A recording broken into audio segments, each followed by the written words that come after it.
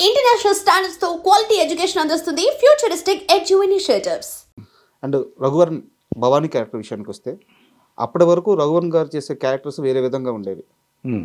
అంటే చాలా తక్కువ డేస్ షూట్ ఉండేవి, బిజీగానే ఉండేవారు, బట్ ఇంపాక్ట్ ఉండే రోల్స్లో కనిపించేవారు కాదు. పైగా అదే సమయానికి ఆయన మీద కొన్ని ఆరోపణలు కూడా ఉన్నాయి. కొంచెం డ్రగ్స్ ఆరోపణలు ఉన్నాయి, అండ్ టైమింగ్ విషయంలో ఆరోపణలు ఉన్నాయి. ఒక కొత్త డైరెక్టర్ సినిమాకి రఘువరన్ని కాస్ట్ చేయాలన్న ఆలోచన ఎవరిది? సైమల్టేనియస్గా ఇద్దరికి వచ్చింది. నేను అప్పటికి పసివాడి ప్రాణం తమిళ్ వర్షను, పూవిళి వాసలిలే ఆ సినిమా నేను ఒకసారి చూసి మళ్ళీ రెండో రోజు చూసా.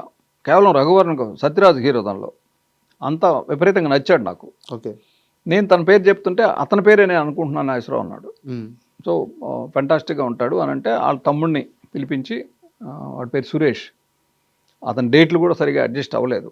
ఇప్పుడు అతనికి ఈ నేపథ్యం ఉంది, ఏది కొంచెం ఎక్సెంట్రిక్ మనిషి, డ్రగ్స్ అలాంటివి ఉన్నాయని తెలుసు.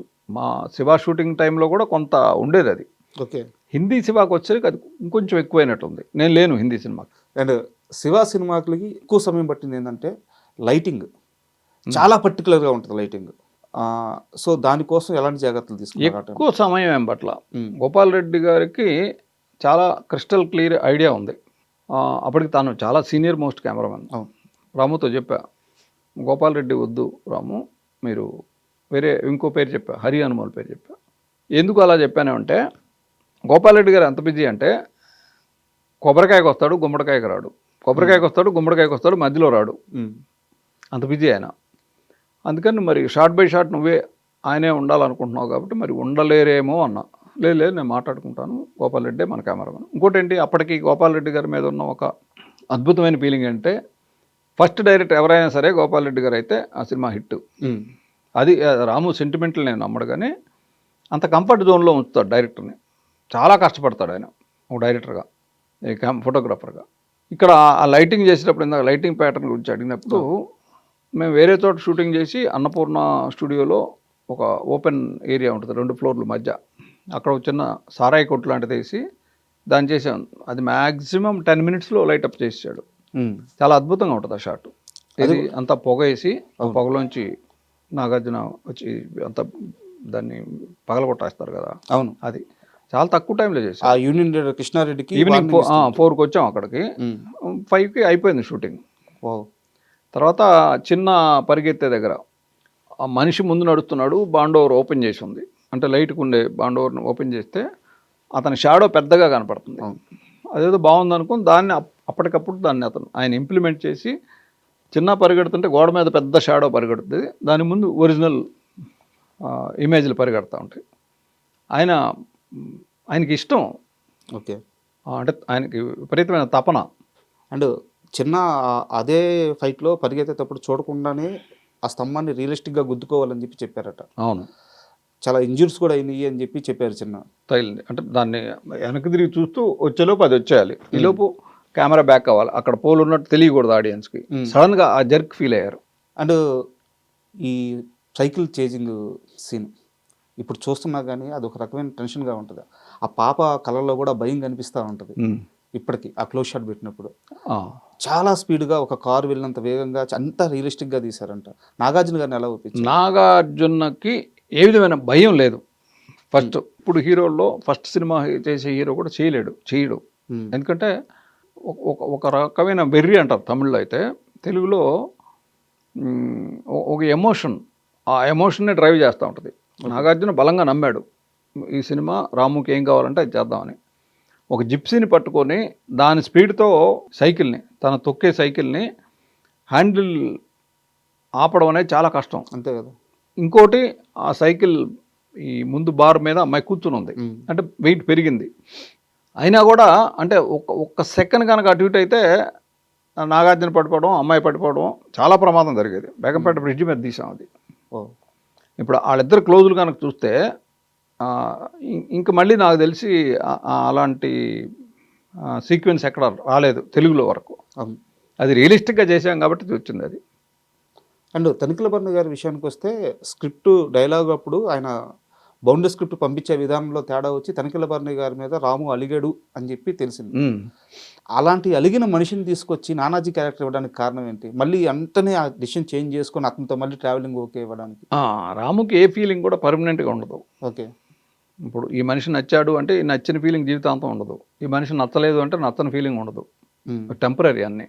అయితే అక్కడ ఏం జరిగిందంటే భరణి చాలా బిజీగా ఉండే రైటరు భరణి.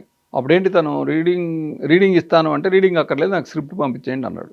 స్క్రిప్ట్ పంపించేయండి అంటే తను రీడింగ్ ఇస్తే అక్కడ రాసిన దానికంటే భిన్నంగా చదవగలడు, ఎక్స్టెంపోర్లో కొత్త మాట వస్తుంది. సో అలా ఇవన్నీ మళ్ళీ ఒకసారి చూసుకొని చెక్ చేసుకొని అన్నపూర్ణ స్టూడియోకి పంపించాడు. ఎవరితో అది సివిఎల్ నరసింహారావు లేకపోతే పుచ్చ రామకృష్ణ, ఇద్దరిలో మళ్ళీ క్వశ్చన్ మార్క్ ఉంటుంది, ఒక్కొక్కరికి ఒక్కో రకం. వారే చెప్పారు, తనిఖీల భరణి గారే చెప్పారు సివిఎల్ నరసింహ. సివిఎల్ కానీ పుచ్చ రామకృష్ణ అని ఉండేవాడు భరణికి అసిస్టెంట్గా, బహుశా సివిఎల్ అయి ఉండొచ్చు. తను చెన్నై వెళ్ళిపోతూ అన్నపూర్ణ స్టూడియోలో వాచ్మెన్కి ఇచ్చాడు శివ స్క్రిప్ట్. దానికి రాము కొంచెం ఫీల్ అయ్యాడు. ఫీల్ అయిన తర్వాత మళ్ళీ భరణితో మాట్లాడుతూ భరణిని కలిసినప్పుడు ఒక గెటప్ అంటే నేను ఇలా అనుకుంటున్నానంటే, అయితే ఒక్క నిమిషం ఉన్నాను, తను భరణి డ్రెస్ తెప్పించుకొని వేసుకొని ఒక పాను వేసుకొని ఇలా ఉంటాడు నానాజీగా చూడంగానే ఫెంటాస్టిక్ ఓకే అని అతను అప్పుడు ఫిక్స్ చేశారు. భరణి గారి రియాక్షన్ ఏంటంటే, మీకు అప్పటికి భరణి గారితో ట్రావెల్ ఉంది కదా, చాలా క్లోజ్ భరణి. అంటే అప్పటికి నేను మా సినిమాలకి గౌతమి కాదు శారదాంబక ఆయన రైటరు, దాంట్లో వేషం కూడా చేశాడు. మొన్న అడుగుతున్నాడు రాము గారు నన్ను, భరణికి ఇదే కదా ఫస్ట్ అంటే, లేదు అప్పుడు చాలా సినిమాలు చేశాడు, కనక మహాలక్ష్మి, లేడీస్ టైలర్, మా సినిమా గౌతమి క్రాంతి కుమార్ గారిది, ఇంకా వేరే సినిమాలు కూడా చేశాడు.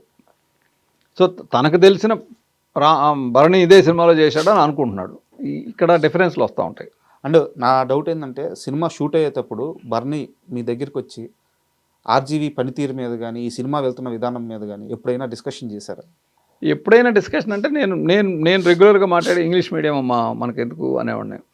అంటే భరణి కూడా మొన్న ఎక్కడో చెప్పాడు, ఇంగ్లీష్ మీడియం అంటే ఏంటంటే జనరల్గా అప్పటికి తెలుగులో అసిస్టెంట్ డైరెక్టర్లు అందరూ తెలుగులో మాట్లాడుతూ తెలుగు నుంచి కొంచెం అయినా ఇంగ్లీషు మాట్లాడటం అది ఉండేది. మీ వాడు ఒక టైప్ అయ్యా చూడాలి అనేవాడు. తనకేం కావాలో అది తీయించుకునే ఇది మాత్రం ఉంది అనేవాడు. తర్వాత రాము అంటే భరణి కూడా రెస్పెక్ట్, భరణి అంటే రాము కూడా రెస్పెక్ట్. ఓకే, తెలుగు సినిమా చరిత్రలో ఎప్పటికీ నిలిచిపోయే షాట్ ఆ సైకిల్ చైన్ షాట్. బట్ నిజం చెప్పాలంటే ఒకరోజు ముందు వరకు అసలు ఆ సీనే కన్జ్యూమ్ చేయలేదంట, స్క్రిప్ట్లో కూడా లేదంట. అక్కడ ఫైట్ జరగాలని తెలుసు కానీ సైకిల్ చైన్ తెంపాలని కానీ దాంతో ఫైట్ చేయాలని కానీ ఇవేవి లేవంట. సో సడన్గా ఆ థాట్ ఎవరికి వచ్చింది, ఎలా క్రియేట్ చేశారు? అదైతే నాది అని నేను చెప్పను. దానికి ముందు రోజే ఈ సైకిల్ కింద పడి ఉంటుంది, దాని చైన్ లాగుతాడు అంటే అది తెగుద్దా లేదా, మామూలుగా ఒక మనిషి హ్యూమన్లీ పాసిబిలిటీ ఉందా లేదా అనే ఆలోచన ఈ డిస్కషన్లు అన్నీ జరిగినాయి.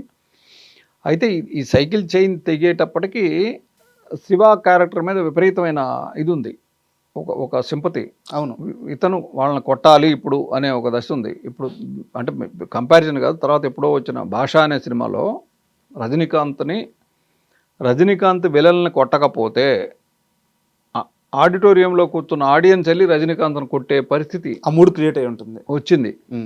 సో ఇక్కడ కూడా అదే మూడ్ వచ్చింది. అవును, సో అదేమో కొంచెం డ్రమటైజ్డ్ కమర్షియల్ మూవీ భాష, ఇది రియలిస్టిక్ న్యాచురల్గా ఉన్నది కాబట్టి అప్పటికి ఆ మూడ్ వచ్చేసింది. అది లాగిన వెంటనే ఇది లాగితే తెగుద్దా తెగదా చేయి తెగుద్దా ఈ ఎవడు ఆలోచించలేదు. ఆలోచించుంటే సినిమా ఆడేది కాదు.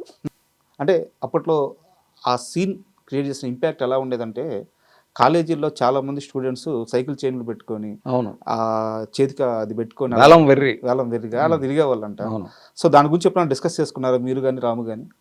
దానికి ముందు రోజు అనుకున్నాము తెగుద్దా లేదా తెగుద్దా. నాగార్జున కూడా కొంత డౌట్ ఉంది, ఇలా లాగితే తెగుద్దా అంటే మామూలుగా అయితే లాగితే కాదు, 10 రోజులు ట్రై చేసినా తెగదు. బట్ అయినా అది చేసాడు. దీనికంటే కూడా మీరు గమనిస్తే నాగార్జున ఫేస్లోను అది ఊడు వచ్చిన తర్వాత అది తిరిగే దాంట్లోనూ వీటి మీద రియాక్షన్లు ఎక్కువ ఉన్నాయి.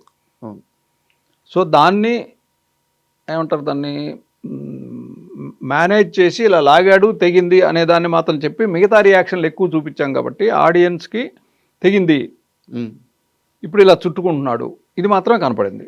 అందువల్ల అది చిన్న escapism.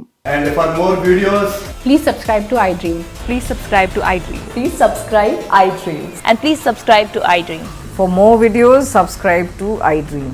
please like, share and subscribe to the channel. Congratulations, iDream. Subscribe to iDream. Subscribe to iDream. So subscribe to iDream Media.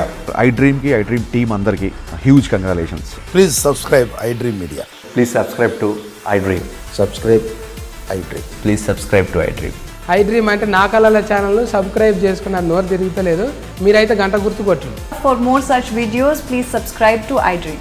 Subscribe to iDream. Please subscribe to iDream. Please subscribe iDream Media. Please do subscribe to iDream. Please subscribe to iDream Media. For best entertainment and information, please subscribe iDream. And don't forget to subscribe to iDream.